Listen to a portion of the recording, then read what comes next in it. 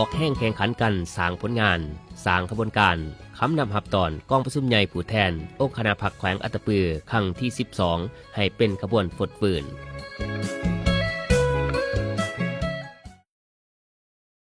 เพื่อเป็นการสร้างผลงานสร้างกระบวนการต่างๆคณะรับตอนกองประชุมใหญ่ผู้แทนองค์คณะพรรคแขวงอัตตปือครั้งที่12ให้เต็มไปด้วยเนื้อในความหมายสำคัญปัจจุบันคณะพรรคองค์การปกครองเมืองบ้านตลอดหอดพนักงานรัฐกรทหารตำรวจและพ่อแม่ประชาชนบรรดาเผ่าในขอบเขตตัวเมืองแสงพิไสได้สำเร็จหลายเวียกสำคัญของพรรครัฐอย่างเป็นกระบวนการฟดฝืนสหายคำมันศรีสมุทรเลขาคณะบริหารงานพรรคเมืองแสงพิไสได้ให้สัมภาษณ์เมื่อวันที่15กันยายน2025นี้ว่าตลอดระยะผ่านมาคณะพรรคคณะนำทุกขันของเมืองได้พร้อมกันสวมใส่สร้างขบวนการสร้างผลงานเพื่อคำนับตอนกองประชุมใหญ่ผู้แทนองค์คณะพรรคแขวงอย่างเป็นกระบวนการฟดฝืนซึ่งภายหลังสำเร็จกองประชุมใหญ่ผู้แทนขององค์คณะพรรคเมืองแสงพิไสครั้งที่7พวกเขาก็ได้มีมติแบ่งขั้วรับผิดชอบให้บรรดาสหายในคณะประจำกรรมการพรรคเมืองได้แต่งตั้งบรรดาหัวหน้าของการห้องการลงก่อสร้างฐานการเมืองตาม4ใน4ขาดหมายและลงก่อสร้างฐานตามสายต่างแขนงการที่อยู่แห่งเวียกศึกษาอบรมการเมืองแนวคิดด้วยหลายรูปการหลายวิธีเทศเหมาะกับแต่ละเป้าหมายเพื่อสร้างการหันเปลี่ยนอย่างแข็งแรงลึกซึ้งเวียกงานการเมืองแนวคิดเข้าสู่คุณภาพใหม่และเอาใจใส่เวียกงานป้องกันศาสตร์ป้องกันความสงบรับประกันให้ทุกท้องถิ่นแขนงการที่มีความสงบมีความเป็นระเบียบห้อยสกัดกั้นและแก้ไขปรากฏการณ์อย่างต่อต่างๆที่เกิดขึ้นเพื่อสร้างเงื่อนไขให้การพัฒนาเศรษฐกิจสังคมเอาใจใส่การก่อสร้างพรรคให้ปลอดภัย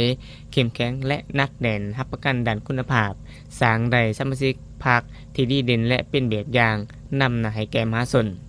เอาใจใส่บำรุงก่อสร้างพนักงานทางด้านทฤษฎีติดพันกับพฤติกรรมตัวจริงหันพนักงานหนุ่มแน่นลงก่อสร้างฐานเพื่อรับประกันเฮ็ดให้พนักงานสมาชิกพรรคมีความรู้ความสามารถมีคุณฐานการเมืองนักแน่นและสร้างได้พนักงานที่มีมาตรฐานเงื่อนไขเพื่อสืบทอดเปลี่ยนแทนอยู่คณะพรรคแต่ละขันซึ่งอยู่การปฏิบัติเวียกงานหอบด้านของท้องถิ่นและแขนงการผู้ออกให้งานกระบวนการแข่งขันรักษาและพัฒนาติดพันกับเวียกงาน3สั่งการจัดตั้งปฏิบัติ2วาระแห่งชาติและปฏิบัติบรรดาคำขวัญขอแข่งขันของแต่ละองค์การให้กลายเป็นหูปธรรม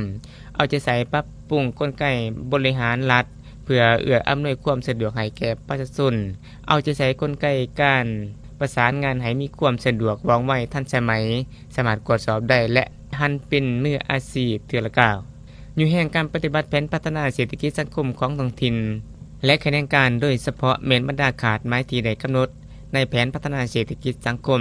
ที่ปฏิบัติยังบ่ได้สำเร็จตามมติกองประชุมใหญ่สภาแห่งชาติและสภาประชาชนขันแขวงรับรองเอาใจใส่สุขอยู่สร้างเศรษฐกิจครอบครัวยกระดับคุณภาพชีวิตการเป็นอยู่ของสมาชิกพรรคพนักงานทหารตำรวจและประชาชนบรรดาเผ่าอยู่แห่งกระบวนการผลิตสินค้าเพื่อทดแทนการนำเข้าสร้างหันเปลี่ยนการพัฒนาเศรษฐกิจสังคมไปสู่คุณภาพใหม่อย่างแข็งแรงสร้างกระบวนการแข่งขันศิลปะวรรณคดีกีฬาแบบมวลชนให้มีบรรยากาศฟดฝืนมวลชื่นให้กลายเป็นกระบวนการของมหาชนอย่างกว้างขวางไปเคียงคู่กับการออกให้งานอนามัยและประดับประดาสถานที่ให้มีความสะอาดงดงามบนพื้นฐานปฏิบัติตามนโยบายประหยัดภายหลังที่ว่ากองประชุมผู้แทนองค์คณะพรรคเมืองแสงพิไสครั้งที่7นั้น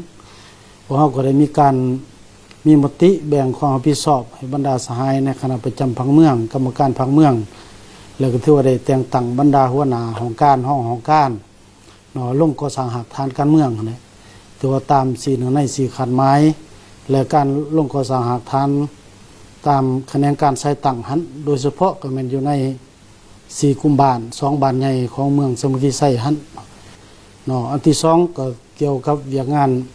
ป้องกันศาสตร์ป้องกันความสงบนี้ถือว่าพวกเราก็ได้เอาใจใส่สุกยู่ให้บรรดาแต่ละบ้านและสร้างบ้านป้องกันศาสตร์ป้องกันความสงบเข้มแข็งหันอันนี้พวกเราก็แม่นได้เอาใจใส่ถือว่าได้ลงไปแต่ละบ้านโดยเฉพาะก็แม่นสร้างบ้านป้องกันศาสตร์ป้องกันความสงบนั่นแหละได้เฮ็ดในการสุกยู่บรรดาคะแนนการต่างๆเข้าในการสุกอยู่การผลิตแหละให้ติดพันกับการพัฒนาโดยเฉพาะกับเวียกงาน3สั่งแหละ ซองวาระแห่งชาติอันนี้มันพวกเขาได้เอาใจใส่เนาะโดยเฉพาะกับปัญหาซองวาระนี้ก็มันปัญหาด้านเศรษฐกิจการเงินเนาะก็คือปัญหายาเสพติดนั้นอันนี้พวกเขาก็เป็นได้มีความเอาใจใส่เนาะเผยแผ่เสริมซึมบรรดานิติกรรมอย่างกว้างขวางและตัวที่6ก็มันปรับปรุงเนาะกลไกบริหารเนาะอันนี้ถือว่าเมืองสมุทรไซพวกเฮานี้ในการกาเกี่ยมพวกเฮาก็มีการปรับปรุงเนาะโดยเฉพาะก็แม่นห้องการบริหารผ่านประตูเดียวหั่นเนาะอันนี้เมืองพวกเฮาก็แม่นได้จัดตั้งปฏิบัติเพื่อให้กองประชุมใหญ่ผู้แทนคณะพรรคแขวงอัตตปือในเทื่อนี้เนาะดำเนินไปด้วยผลสำเร็จก็ขอให้ทุกภาคส่วนทั่วสังคมนั่นแหละเว้าร่วมเว้าเฉพาะก็คือแขวงอัตตปือก็คือเมืองสมุทรไซพวกเฮานี้จงพร้อมกันและจัดตั้งปฏิบัติบรรดานาเวียกตามความรับผิดชอบโดยเฉพาะก็แม่นซุ้มใส่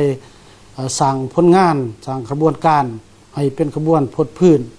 ในเวียกงานป้องกันศาสตร์ป้องกันความสงบให้มีความเป็นระเบียบเรียบร้อยเนาะทั่วปวงชนทานคำมันชิสมุทรเลขาคณะบริหารงานพรรคเมืองสำกิไซยังใดที่โอกาสนี้เรียกร้องมันยังทุกภาคส่วนทั่วสังคมเว้ารวมเฉพาะก็แม่นชาวแขวงอัตตปือก็คือชาวเมืองสำกิไซจงพร้อมกันสวมใส่การสร้างผลงานสร้างกระบวนการต่างๆเพื่อคณะรับตอนของผู้ชมใหญ่ผู้แทนองค์คณะพรรคแขวงขังที่12ให้เป็นกระบวนการฝึกฝนโดยการพร้อมกันเฮ็ดเวียกป้องกันศาสตร์ป้องกันความสงบให้เป็นของถั่วปวงชนมีการป้องกันเว้นยามตามจุดเหล่าแหลมเพื่อรับประกันความสงบปลอดภัยหวมแห่งความใจกัน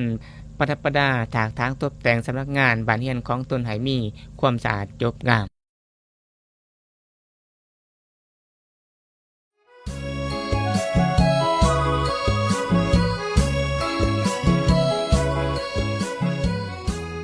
ออกแห่งแข่งขันกันสร้างผลงานสร้างขบวนการคำนำหับตอนกองประชุมใหญ่ผู้แทนองค์คณะพรรคแขวงอัตตปือครั้งที่12ให้เป็นขบวนฟดฝืน